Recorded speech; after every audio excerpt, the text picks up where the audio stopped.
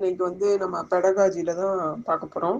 அதுல வந்து 2 questions. First question வந்து ஆக்டிவிட்டி பேஸ்டு லேர்னிங், அதாவது ஏபிஎல் மெத்தட் அப்படின்னு சொல்லி கேட்டாலும், ஆக்டிவிட்டி பேஸ்ட் லேர்னிங் கேட்டாலும் இந்த கான்செப்டை தான் நம்ம எழுத போகிறோம். அடுத்து 2வது கொஸ்டின் வந்து என்னன்னா active learning method. Active learning method அப்படின்னா ஏஎல்எம் அப்படின்னு சொல்லி கொடுத்துருக்காங்க. ஸோ ஃபஸ்ட்டு ஆக்டிவிட்டி பேஸ்டு லேர்னிங்கை வந்து பார்க்கலாம். ஆஸ் அ டீச்சராக எல்லாருமே எக்ஸ்பீரியன்ஸ் பண்ணுற ஒரு விஷயம் தான் இது. ஜஸ்ட் வந்து லெக்சர்ஸ் மட்டும் கொடுத்துட்டே இருந்தோம்னா ஸ்டூடெண்ட்ஸ் வந்து போரிங்காக ஃபீல் பண்ணுவாங்க. அதனால எந்த ஒரு என்ன சொல்கிறது இம்பேக்டும் க்ரியேட் பண்ண முடியாது. அவங்களுக்கு வந்து நம்ம சப்ஜெக்டே பிடிக்காமல் போயிடும். ஸோ அதை வந்து எப்படி வந்து அவங்க லைக் பண்ணுற விதத்தில் கொண்டு வரலாம், அவங்களுக்கு இன்ட்ரெஸ்டிங்காக க்ரியேட்டிவாக கொடுக்கறதுக்கு ஆக்டிவிட்டி பேஸ்டு லேர்னிங் தான் வந்து இப்போ நம்ம ஃபாலோ பண்ணிகிட்டு இருக்குது. கரண்ட்டாக எல்லா ஸ்கூல்ஸ்லேயுமே நம்ம வந்து அதை தான் பண்ணிகிட்டு இருக்கோம்.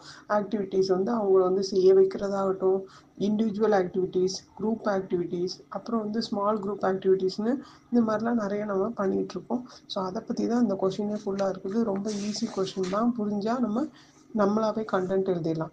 To make students to involve in an activity and thereby learning the subject matter with interest is called activity based learning. So ஒரு ஆக்டிவிட்டியில் இன்வால்மெண்ட்டோட பண்ண வச்சு அதில் சப்ஜெக்ட் மேட்டரை வந்து புரிஞ்சுக்க வைக்கிறது தான் நமக்கு வந்து ஆக்டிவிட்டி பேஸ்ட் லேர்னிங்.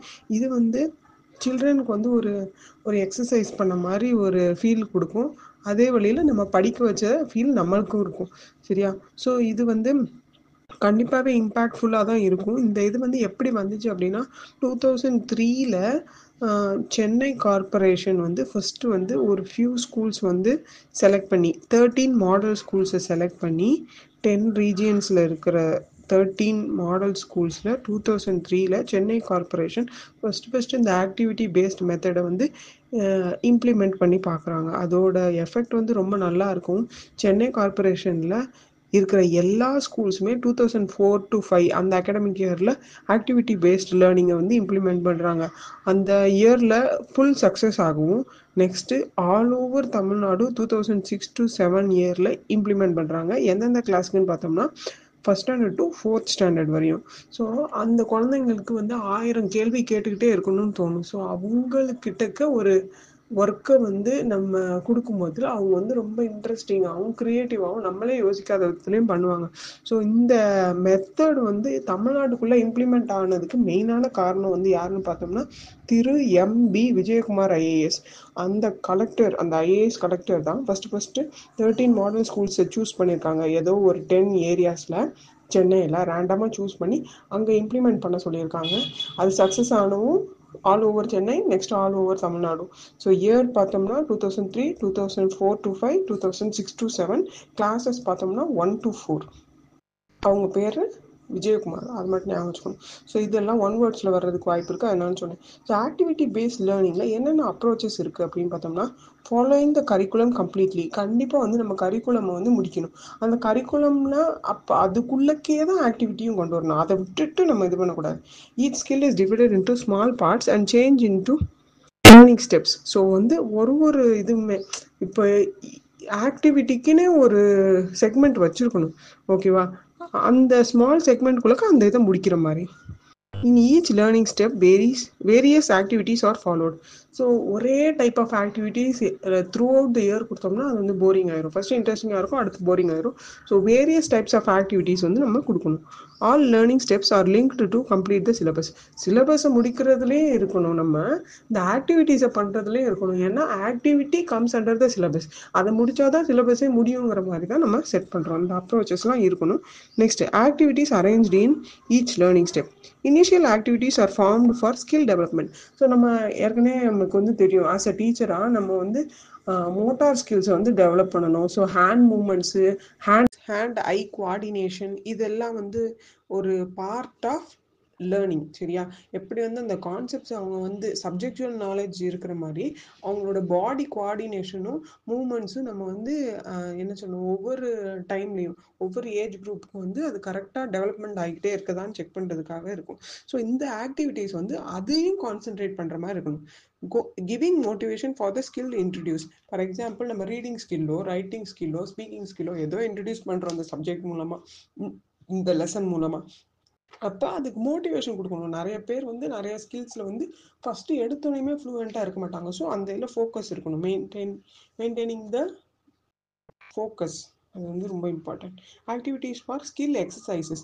அந்த ஸ்கில் வந்து ஃபஸ்ட் டைம்லேயே வந்து எடுத்தோடனே வந்துடாது. So we should give some practice. So அது வந்து எக்ஸசைசஸ் மூலமாக வந்துக்கிட்டே இருக்கணும். Reading practice, writing practice, speaking practice கொடுத்துக்கிட்டே இருக்கணும். Evaluation activities. இப்போ நம்ம சப்ஜெக்ட் ஒரு லெசன் முடிச்சோடனே பின்னாடி புக் பேக்லேயே வந்து எவாலுவேஷன் இருக்கும். ஸோ 1 மார்க்கு 2 மார்க் அப்படின்னு சொல்லிட்டு எவாலுவேஷன் இருக்கும். ஸோ அதெல்லாம் எப்படி பண்ணுறது? Diagnostic activities. டயக்னோஸ்டிக்னா அவங்களுக்கு என்ன அளவுக்கு புரிஞ்சிருக்குங்கிறத டெஸ்ட் பண்ணுறது. இதெல்லாம் ஒரு டெஸ்ட்டாக எழுத வச்சு பண்ணாமல் எப்படிலாம் பண்ணலாம், அவங்களுக்கு வந்து அவங்க என்ன நினச்சிருக்காங்க, என்ன புரிஞ்சிருக்காங்கங்கிறது கரெக்டாக இல்லையா அப்படின்னு செக் பண்ணுறது. Wholesome activities for the skill. So ஒரு முழுமையான கொடுக்கணும் ஆக்டிவிட்டீஸ். அந்த அந்த சப்ஜெக்ட் அவங்க முடிக்கும் போதில் எல்லா ஸ்கில்ஸ்லேயும் அவங்க வந்து ஸ்ட்ராங்காக இருக்கிற மாதிரி அந்த சப்ஜெக்சுவல் நாலேஜ் வந்து அவங்களுக்கு வந்து ரீச் ஆகிருக்கணும். ஓகேவா? ஸ்கில்ஸும் இம்பார்ட்டண்ட்டு, சப்ஜெக்ட் கான்செப்டும் important. The 4 core learning styles of activity based learning.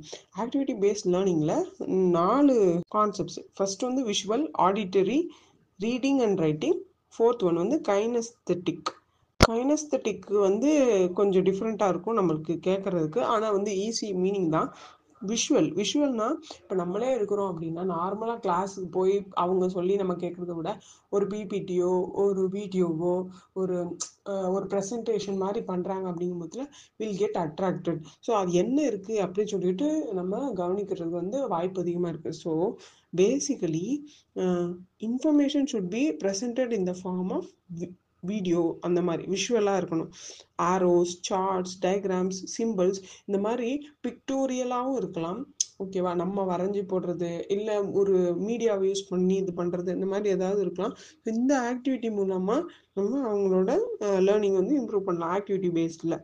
Next ஆடிட்டரினா it refers to hearing. So அவங்க காது மூலயமா கேட்டு லிசன் பண்ணுற ஒரு விஷயம். நம்ம சொல்கிறத மட்டுமே கேட்காம ஒரு வாய்ஸ் ரெக்கார்டிங்ஸோ ஒரு ஒரு ஒரு ஆடியோ கிளிப்பை வந்து போட்டோ அந்த மாதிரி அவங்களுக்கு அந்த ஒரு இன்ஃபர்மேஷனை பாஸ் பண்ணலாம். So it should be presented in vocal way. So அதில் பார்த்தோம்னா இன்ஃபர்மேஷன் ப்ரெசன்டட் இன் விஷுவல் மெத்தட், இங்கே வந்து இன்ஃபர்மேஷன் ப்ரெசன்டட் இன் வோக்கல் மெத்தட், வோக்கலாக வாய்ஸ் மூலயமா வரும். So few people enjoy reading. So அப்போது நம்ம என்ன செய்யணும், ஒரு கான்செப்டை வந்து நம்ம ரீட் பண்ணுறதை விட வேறு யாராவது ரீட் பண்ண மாதிரி இருக்கிற ஆடியோவை போட்டு காட்டலாம். ஓகேவா? Which will attract children. Next reading and writing.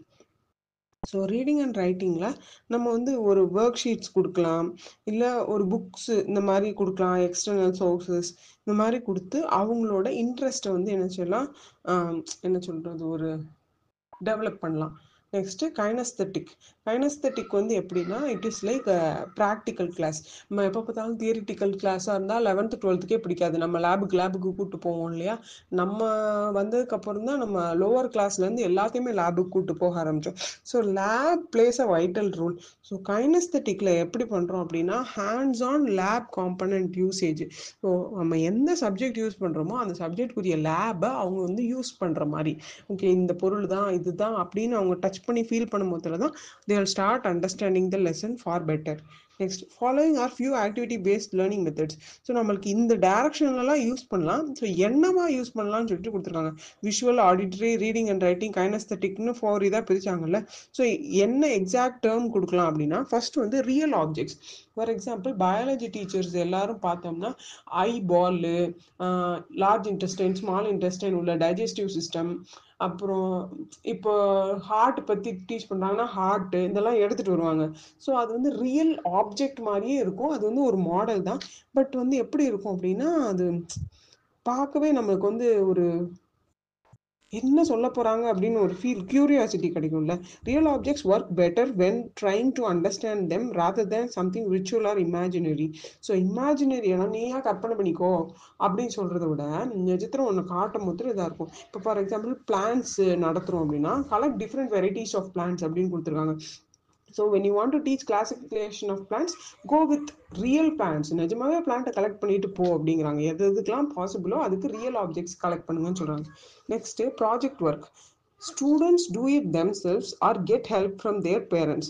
Increase curiosity to learn. So இந்த ப்ராஜெக்ட் ஒர்க்ஸுக்கு வந்து நம்ம என்ன செய்யணும் அப்படின்னா அவங்களோட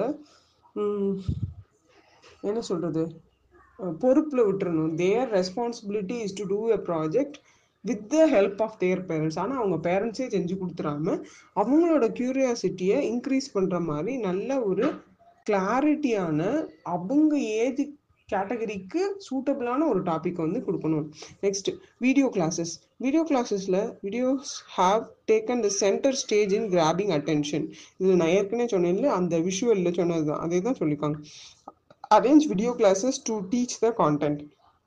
அடிக்கடி வந்து நம்ம வீடியோ கிளாஸஸ் யூஸ் பண்ணுறோம் அப்படின்னா அப்போ children will get interested towards our subject. நம்ம சப்ஜெக்ட் தான் மித்த எல்லாத்த விட அவங்களுக்கு ரொம்ப பிடிச்சதாகவும் இருக்கும். Next fourth, field trip. Field trip வந்து எதுக்காக ஆர்கனைஸ் பண்ணுறாங்கன்னா ஒரு ஸ்டாண்டர்ட் என்வாயன்மெண்ட்டில் இருந்துக்கிட்டு இப்படித்தான் உட்காரணும், இப்படி தான் நிற்கணும், இப்படி தான் படிக்கணும்னு இருக்கும்போதுல when you go to some other places அப்புறம் அங்கே நிறைய திங்ஸ் இருக்கிறத பார்க்கும்போது தேல் கெட் லைக் அது வந்து ஒரு நல்ல வைப் கொடுக்கும். அப்போ முதல்ல சொல்கிற எல்லா விஷயங்களும் ஈஸியாக மண்டையில் ஏறும். Many a time sitting in the same classroom is boring. So change the environment can do wonders. So என்வாயன்மெண்ட்டை சேஞ்ச் பண்ணி பாரு, ஒண்டர்ஸ் நடக்கும் அப்படின்னு சொல்கிறாங்க. So post office, railway station, river, factory, இந்த மாதிரி எந்த ஒரு பிளேஸை பற்றி நடத்தும் போதுலையும் try to go to that place if possible. So அது வந்து பாசிபிளாக இருக்கும் பட்சத்தில் கண்டிப்பாக கூப்பிட்டு போய் காட்டுறதுக்கு சொல்கிறாங்க. Next story and role plays. It is because of lots of stories and enacting them through role plays. So நார்மலாக வந்து நம்ம சப்ஜெக்ட்ஸை விட லாங்குவேஜஸ் வந்து பிள்ளைங்களுக்கு பிடிக்கும். தமிழ், இங்கிலீஷ் கிளாஸ் ஏன்னு கேட்டேன்னா அதில் வந்து ஸ்டோரிஸும் வேர்ஸஸும் நிறையா இருக்கும். அதில் வந்து ரியல் லைஃப் திங்ஸ் நம்ம பார்க்க முடியும். அந்த கதையிலையும் அந்த கவிதைகள்லையும் நிஜ வாழ்க்கையில் இருக்கக்கூடிய மனிதர்களை வந்து சந்திக்கிறதுனாலையும் அவங்க இருக்கிற இடத்தெல்லாம் வந்து நம்ம கற்பனை பண்ணி பார்க்கறதுனாலையும் ஸோ இது வந்து ரொம்பவே பிடிக்கிற மாதிரி இருக்கும். So children love stories and songs. So நம்ம சப்ஜெக்டில் ரோல் பிளேஸ் வந்து ரொம்ப ரொம்ப இம்பார்ட்டண்ட். எந்த அளவுனா அந்த ரோல் பிளேஸ் மூலமாக ஒரு சப்ஜெக்ட் நாலேஜை அவங்களுக்கு கல்டிவேட் பண்ணணும். ஃபார் எக்ஸாம்பிள் ஏர் பொல்யூஷன் எப்படி நடக்குது அப்படிங்கிறத வந்து ஒரு ஸ்டோரி மூலமாகவோ ஒரு ரோல் பிளே மூலமாகவோ when we enact or make them enact அப்போ வந்து ஒரு இம்பாக்ட் நல்லா இருக்கும் அப்படின்னு சொல்கிறாங்க. Merits of activity based learning, there is no content burden. So content burden வந்து ரொம்ப கம்மியாகுது அப்படிங்கிறாங்க. No examination fear for children. So activity பேஸ்டில் தான் லேர்னிங்கே இருக்கும் போதில் அப்போ மொத்தம் ஒரு என்ன சொல்கிறது ஃபியரே இருக்காதுங்கிறாங்க. Learns on par with individual difference. So ஒருத்தருக்கும் ஒவ்வொரு மாதிரி ஒரு விஷயத்த வந்து கையாள தெரியுது அப்படி சொல்கிறாங்க. ஏன்னா இப்போ for example if it is theory paste எல்லாருமே வந்து நான் கொடுத்த 10 பாயிண்ட்ஸை படித்து எழுது அப்படிங்கும் போதில் every one will write the same points. இப்போ when it is activity based ஒவ்வொருத்தனும் ஒவ்வொரு மாதிரி செஞ்சு எடுத்துகிட்டு வருவான் இல்லையா. Teacher student relation improves. ரெண்டு பேத்துக்குள்ள கனெக்ஷன் வந்து இம்ப்ரூவ் ஆகுது. Learns with peer group.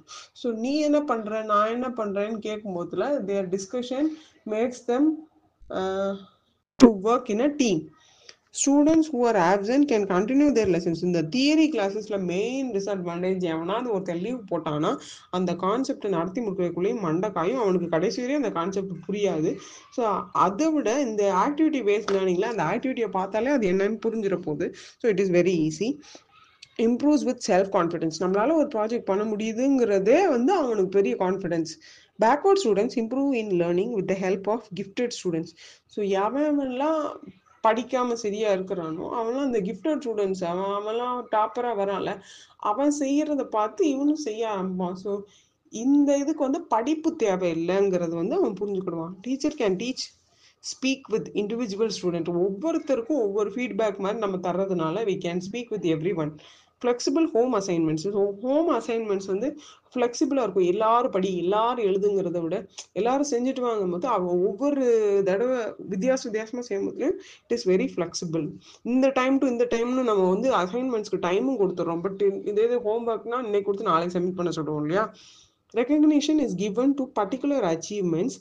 This create interest to students to learn further. So recognition வந்து ஃபார் டாப் 3 அந்த மாதிரி கொடுக்கலாம், இல்லை டாப் 5 கொடுக்கலாம். ஸோ யார் வந்து ரொம்ப பெஸ்ட்டாக பண்ணியிருக்காங்க அதுவும் பேரண்ட்ஸ் ஹெல்ப் பண்ணியிருக்கலாம் பட் பேரண்ட்ஸே செஞ்சு கொடுக்காம இருக்குதா ஸோ அப்ரிஷியபிள். அது மாதிரி அடுத்தடுத்து எல்லோரும் வரதுக்கு ட்ரை பண்ணுவாங்க.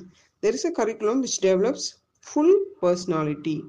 ஸோ இந்த கரிக்குலம்ல பர்சனாலிட்டியே டெவலப் ஆகுது அப்படின்னு சொல்றாங்க. Demerits, teachers work load increases. இதுதான் ஃபர்ஸ்ட் ஆக்டிவிட்டினால நம்மளுக்கு வந்து என்ன சொல்லுவோம், ஐயோன்னு இருக்கும். ஏன்னு கேட்டால் எல்லா வேலையும் நம்ம தான் பார்க்கணும். Next, if the number of students in the class is more than the class discipline fails. இப்போ வந்து நிறைய ஸ்டூடெண்ட்ஸ் இருக்காங்கன்னா எல்லாமே ப்ராஜெக்டையும் வாங்கி வைக்கிறதுக்குள்ளேயும் அப்பா, ஸோ டிசிப்ளின் ஃபெயில் ஆகும்.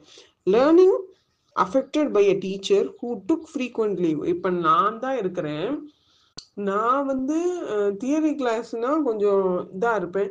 இது ஃபுல் ப்ராக்டிக்கல்னா ப்ராக்டிக்கல் தானே அவனுக்கு புரிஞ்சிடும் அப்படின்னு சொல்லிட்டு விட்டுட்டேன்னா இதனால வந்து பெரிய இம்பேக்ட் ஆகும். ஸோ டீச்சர்ஸ் ஃப்ரீக்வெண்ட் லீவ் எடுத்தால் சுத்தமாக காலி அப்படிங்கிறாங்க. Evaluation of learning is difficult. ஒரு கொஸ்டினை எழுது அப்படின்னா இவன் படிச்சிருக்கான் இவன் படிக்கலன்னு தெரியும். இப்போ ஆக்டிவிட்டி பண்ணிட்டுவான்னு சொல்லி மார்க் போடுறோம்னா மார்க் எவனுக்குமே கம்மியாவே இருக்காது, எல்லாருக்குமே டாப்ல தான் இருக்கும். விச் மீன்ஸ் எவாலுவேஷன் எவனுக்கு புரிஞ்சிருக்கு எவனுக்கு புரியலங்கிறத கண்டுபிடிக்கிறதே இது ரொம்ப கஷ்டம். Since we are teaching only minimum skills which are required, we are not competent with private schools. என்ன சொல்றாங்க, இப்போ வந்து நம்ம ஆடியோ சொன்னேன், விஷுவல் சொன்னேன், கைனஸ்தட்டிக் சொன்னேன், ரீடிங் அண்ட் ரைட்டிங் சொன்னேன். ஸோ இப்போ வந்து நான் 4 ஸ்கில்ஸ் 4 இது மேஜராக வச்சுருக்கிறேன். இப்போ இது வந்து மினிமம் தான். இன்னும் நிறைய ஸ்கில்ஸ் டெவலப் பண்ணணும். ஏன்னா ஸ்பீக்கிங், லிசனிங் இதெல்லாம் வந்து ரொம்ப ரொம்ப இம்பார்ட்டன்ட்டு. ஸோ இதெல்லாமே வந்து நம்ம டெவலப் பண்ணணும். இதில் மட்டும் ஃபோக்கஸ் பண்ணிட்டு இருந்து மித்த ஸ்கில்ஸை விட்டுறக்கூடாது அப்படின்னு சொல்கிறாங்க. அவ்வளோதான் இந்த கொஸ்டின், ரொம்ப சிம்பிள் தான்.